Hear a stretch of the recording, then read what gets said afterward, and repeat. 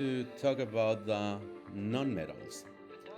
The nonmetals are only a fraction of all of the elements in the periodic table. As you can see here, they are located mostly on the right side of the periodic table. The only one on the left is hydrogen in group number 1, and you already know the reason is because it has only one valence electron, but it is a nonmetal. So here in the nonmetals, we also have some that correspond to these metalloids, and we're going to talk about the metalloids a little later. Generally speaking, the physical properties of these nonmetals is that they are brittle, so that means that they break very easily when they are solid.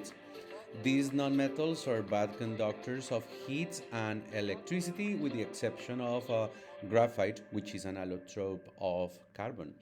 Also, the nonmetals are non-lustrous, so they're dull, so they don't really shine and cannot be polished, except iodine, which can have that kind of luster.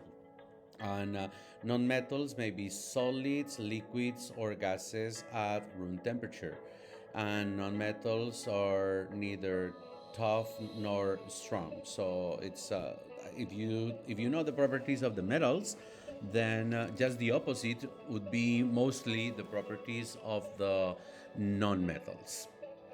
So let's take a look at some particular a group of nonmetals here, which are called the metalloids or semi-metals. This is a term that we just use in order to indicate some elements which are right at the border of the separation of metals and non-metals. Some of them are on the left, some are on the right. If you remember, there is a staircase going this way. Okay, and the elements on both sides, with the exception of aluminum, all of the other elements on both sides of this staircase are called metalloids. So they are having properties that resemble sometimes metals, and sometimes they are non-metals.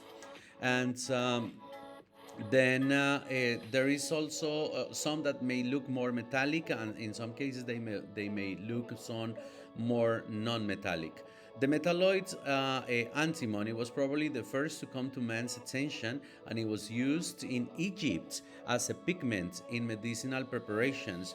However, they didn't know at that time, but antimony is also highly toxic. So whenever they were putting on makeup, they were just putting on a toxic on their skin.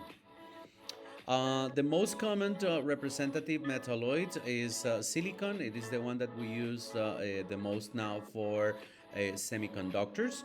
This silicon is perhaps one of the most abundant elements on the Earth crust, because silicon is found in sand, which is silicon dioxide, and then it is separated by means of a chemical process from sand to obtain silicon.